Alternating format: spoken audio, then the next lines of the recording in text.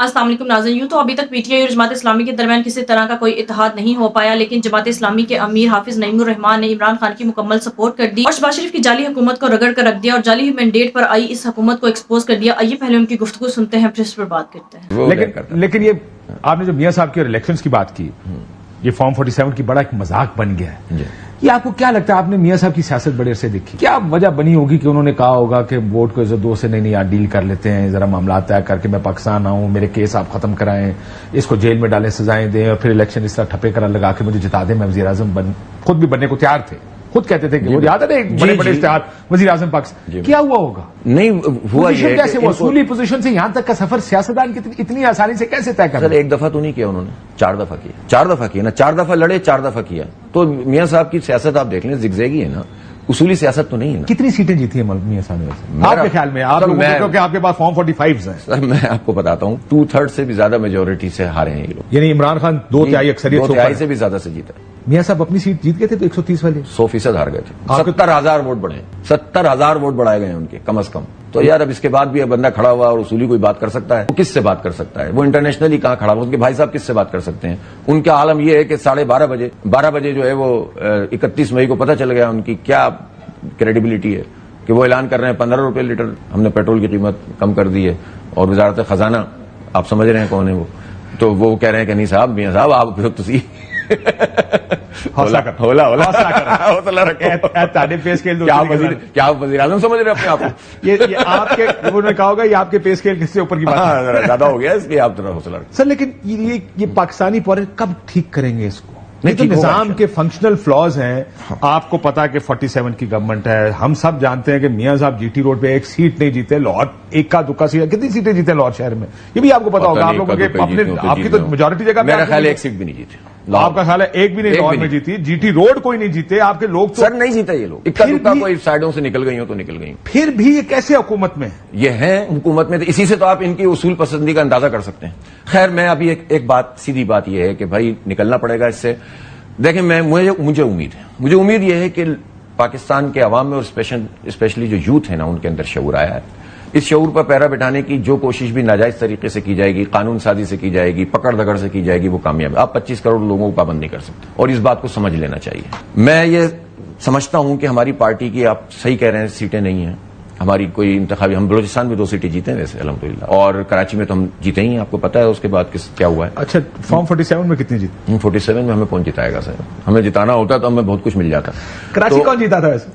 नहीं, कराची पीटीआई जीती है, जमात जीती, पीटीआई ज्यादा जीती जमात। सर क्या बात करें, एमके हो तो फिर सीटें कम पड़ गई भाई, और मसला क्या हुआ? वोट कुछ ज्यादा ही हो गए, डील में जरदारी साहब को ज्यादा मिल गई, वरना तो उनको हो सकता है 2-4 और भी मिल जाती।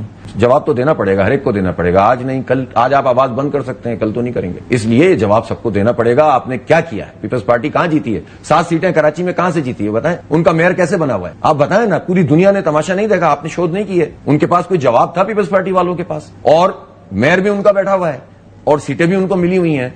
तो ये तो सिस्टम चलने वाला नहीं है ना, ये कंपनी चलने वाली तो नहीं है ना सर। ज्यादती तो पाकिस्तानियों के साथ होती रहती है, अभी पिछले कुछ साल 2 साल में कुछ ज्यादा ही ज्यादती हो रही है। उसूली बात यह है कि फॉर्म 45 पर इलेक्शन होना चाहिए। जब आपके पास एक लीगल डॉक्यूमेंट मौजूद है जिस पर सबका इत्तेफाक है कि फॉर्म 45 तो गलत नहीं हो सकता ना, उस पर तो पोलिंग एजेंट्स के साइन है, प्रिजाइडिंग अफसर का साइन है, मोहर लगी हुई है, शनाख्ती कार्ड नंबर लिखा हुआ है। ये वो वाइड डॉक्यूमेंट है जो पाकिस्तान में 2024 के इलेक्शन को लेजिटिमाइज करता है। कोई भी जीते, देखिए मौलाना जीते हैं, नून लीग जीते, पीपी जीते, फॉर्म 45 पे जीतो। तरीके इंसाफ तो अगर आप देखें 2 साल से वैसे ही ज़ेर-ए-ताब थी। अब वो कहते हैं जनाब हमें फॉर्म 45 के मुताबिक हमारी सीटें वापस करें। ठीक है, वो तो वही व्यू है जो आपका व्यू है। दोनों का व्यू सेम है। ज़ेर-ए-ताब है, खान साहब अंदर हैं और उनके साथ ज्यादती हुई है, उनका निशान लिया गया। उस वक्त भी हमने बहुत देखें, हम अलग अलग पार्टियां हैं। अलबत्ता ये जरूर है कि खान साहब अभी हैं गिरफ्तार। खान साहब के बाहर की दुनिया अलग है और खान साहब की दुनिया अलग है। वो अल्लाह करे तशरीफ लाएं, सियासी कैदी सब छूटने चाहिए, वो भी छूटने चाहिए। सब जानते हैं कि ये जो उनके खिलाफ हो रहा है वो ठीक नहीं हो रहा। हम तो नून लीग और पीपल्स पार्टी से भी ये बात कहते हैं कि भाई आप क्यों इस तरह पपेट बन गए हैं? क्यों आपने जो है ना पूरी की पूरी तबाह कर दिया, अपनी सियासत को भी तबाह कर रहे हो, पाकिस्तान का भी बेड़ा गर्क कर रहे हो। थोड़ा दम पकड़ो, अपनी अपनी पोजीशन पे वापस आओ और सबसे कह दो। बातचीत हुई है उनके साथ? जाहिर सियासी लोगों में आपस में गुफ्तगू। सर सब परेशान है, सब फंसे हैं। मुझे आप बताएं अच्छा, आप ये कह रहे हैं कोई ऑपोजिशन में फंसा हुआ है, कोई हुकूमत लेके फंसा हुआ है, कोई हुकूमत दे के फंसा हुआ है, बचावा कौन है? ये जो समझ रहे हैं ना कि $2 बिलियन वहां से आ जाएंगे, $4 बिलियन यहां से आ जाएंगे, ये आ भी जाएंगे तो क्या हो जाएगा? मसला ये है कि कौन चाहता कि میں نے ڈیل بنائی, میں نے حکومت بنائی اور میں حکومت پلیٹ میں رکھ کے کسی اور کو دے دوں گا, آپ آ جاؤ. نہیں, جب پھنس جاتے ہیں نا تو اب دیکھیں, اب آپ کو مسئلہ لگتا ہے پھنسے ہوئے ہیں؟ سر اتنا مسئلہ نہیں ہے اب کہ کوئی جو ہے وہ ٹی وی میں بیٹھ کے کسی کو برا بھلا کہہ رہا ہے یا کوئی ٹویٹ کر رہا ہے. اب مسئلہ فیملیز میں, اب بچوں میں, اب بچے باشعور ہیں. اب بچے جو ہے نا ان کو آپ ان کے شعور پہ پیرا نہیں بٹھا سکتے. اب گھر کی جو فیملیز کے خواتین ہوتی ہیں نا وہ بات کرتی ہیں, اور سب سے کرتی ہیں الحمدللہ, صرف سیاستدانوں سے نہیں کرتی. آپ اس دفعہ تو خواتین نے مردوں کے مخالف جا کے ووٹ ڈالے. آپ بولا نا یہ ٹرینڈ اب پچھلے 2 الیکشنز میں یہ واضح ہو گیا کہ خواتین اب مردوں کے ساتھ, وہ یہ نہیں ہے کہ جس گھر کے بندے نے ڈیسائیڈ کر لیا ووٹ اس کو جانا ہے اور عورتوں کا ووٹ ادھر جائے گا, ایسا نہیں ہو رہا. تو دس از آلسو یہ ٹھیک ہے, ٹرینڈز بدل رہے ہیں پاکستان کی, پاکستان کے ٹرینڈ بدل رہے ہیں, اور جو لوگ مینجمنٹ کر رہے ہیں نا ان کو اس بات کا اندازہ نہیں, وہ سمجھ رہے ہیں ہر چیز کا علاج ڈنڈا ہے. انہوں نے الیکشن نکال کے فیصلہ سر ابھی دیکھیں نا اس کے بعد پھر کیوں پھنسے ہوئے ہیں؟ اگر نکال دیا اور کر دیا تو کیوں پھنسے ہوئے ہیں؟ کہ جس سے ہماری جو لاکھ لوگوں کا قاتل ہے اس سے تو آپ اچھے ٹویٹ کریں اس کے لیے, اور کیا کہیں آپ سوچیں تو صحیح نا. کہہ کیا رہے ہیں نواز میاں صاحب یہ کہہ رہے ہیں کہ آپ کی پالیسیوں کے نتیجے میں لوگوں نے آپ پر اعتماد کیا. پوری دنیا کہہ رہی ہے کہ مودی ہار گیا ہے, ان کو ابھی بھی مودی جیتا ہوا لگ رہا ہے, کیونکہ وہ جس طرح خود وہ فارم 47 پہ نہیں آیا, وہ مودی لیٹ کرتا تھا. چاند فارم 47 لے آتے تو اس کے پاس بھی بڑے پیسے, بڑی سیٹیں ہونی تھی. یہ سسٹم آپ کو سٹیبل لگ رہا ہے جو اس وقت حکومت ہے, انسٹیبل ہے؟ آپ کو کیا لگ رہا ہے کدھر جا رہے ہیں معاملات؟ نہیں, سٹیبل تو نہیں ہے, ظاہر سی بات. دیکھیں ابھی بجٹ کا سلسلہ چل رہا ہے, ابھی بجٹ کیا بنا ہے؟ مطلب آپ سر ڈھانکیں گے تو پیر کھل جائیں گے اور پیر ڈھانکیں گے تو سر کھل جائے گا, کیونکہ آپ کی بنیادیں ٹھیک نہیں ہیں. اور دیکھیں کچھ بھی ہو, اب موجودہ حالات ہیں, دلدل میں ہمیشہ ڈال کے کہتے ہیں کیسے نکلیں. یار کہیں سے تو آغاز کریں نا. آپ نے مشورہ دینا ہو تو کیا کہیں, کہاں سے آغاز کریں؟ اپنے آپ سے کریں. یہ لوگ کیسے؟ اپنی گاڑیاں چھوٹی کر لیں, پہلا کام کریں, ٹھیک ہے. اپنے پیٹرول کم کروائیں, بیوروکریسی کے بھی, فوج کے بھی ایسے لوگ کہ جو ہر وہ بجٹ جس کا تعلق ڈیفینس سے اور ہماری ضروریات سے, وہ تو آپ رہنے دیجئے, اور جو اس کے علاوہ ہو اس میں سب قربانی دیں نا. پھر عوام کی قربانی دیں. آپ بجلی کی قیمت نہ بڑھائیں, آپ گیس کی قیمت نہ بڑھائیں, فیصلہ کرو. یہ بات عمران خان کہتا ہوتا تھا, کہتے مجھے ووٹ ڈالیں 2/3 اکثریت ہیں.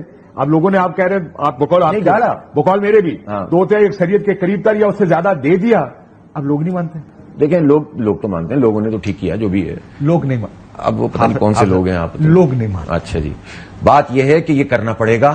ہم چوائس کے طور پر نظام ٹھیک کرنا پڑے گا. نظام ٹھیک کرنے کے لیے عوام کو موبلائز کرنا پڑے گا. عوام کو موبلائز کرنے کے لیے ایشوز پر پالیٹکس کرنی ہوگی, ذاتیات پہ نہیں کرنی ہوگی. یہ بتائیے جو غداری کے مقدمے آج کل بن رہے ہیں, نہیں ہونے چاہیے. سوچ رہے ہیں یہ جو ویڈیو آ گئی تو اس پہ غداری کر دیں, جس کے اوپر دل کرتا بڑا اچھا پوٹنٹ ہتھیار ہے نا غداری. سر یہ بہت چلا لیا نا, اب کب تک چلائیں گے آپ؟ کتنے لوگوں کو غدار قرار دیں گے؟ تو پھر تو بات نکلے گی تو بہت دور تک جائے گی نا. اس لیے جو ہے دور لے کے جانا آپ نے. نہیں, کتنی دور نہیں, پاکستان کی ایک تاریخ ہے وہ تو لکھی جا رہی ہے نا, چاہے آپ کسی طرح سے اس کو مسخ کریں. اب آپ نے لیکن آپ یہ تو عدالتیں جس طرح کام کریں اور جس طرح عدالتیں بول پڑی ہیں, fine you must have seen it, جو محاذ آ رہی آپ نے دیکھی, اور پشاور ہائی کورٹ کا خط دیکھے. پہلا خط تو آیا اسلام آباد ہائی کورٹ سے, سپریم کورٹ نے کہا اور کسی کا پرابلم, سارے کورٹوں نے کہا سر یہ ہمارے یہ لسٹیں ہماری, سر یہ ہوتا ہے. گلے تک آ جاتی ہے, کیا کریں لوگ, کیا کریں.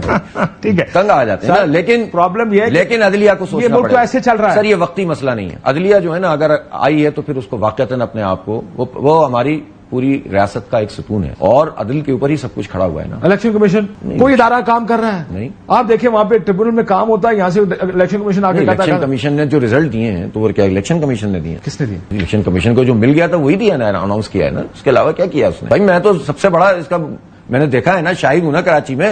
آپ تو ملٹیپل ٹائمز آپ نے دیکھا, 2 دفعہ دیکھ لیا نا. تو اس لیے اب یہ نہیں چلے گا اس طرح, بار بار نہیں چلے گا. کتنی سیٹیں آپ کے خیال میں؟ اب میں دوبارہ یہ سوال ریپیٹ کر رہا ہوں, ہم نے ویسے ہی سوچا تھا میں پوچھوں گا چند پولیٹیکل سوال. نون لیگ کتنی سیٹیں جیتے ہیں آپ کے خیال میں؟ یار وہ نمبر تو نہیں, لیکن نون لیگ بری طرح ہار گئی ہے. دیکھیں ویسے میں آپ کو ایک بات بتاؤں, نون لیگ کا سیاسی مستقبل مجھے معدوم نظر آتا ہے. اچھا, بالکل کچھ بھی نہیں بچا.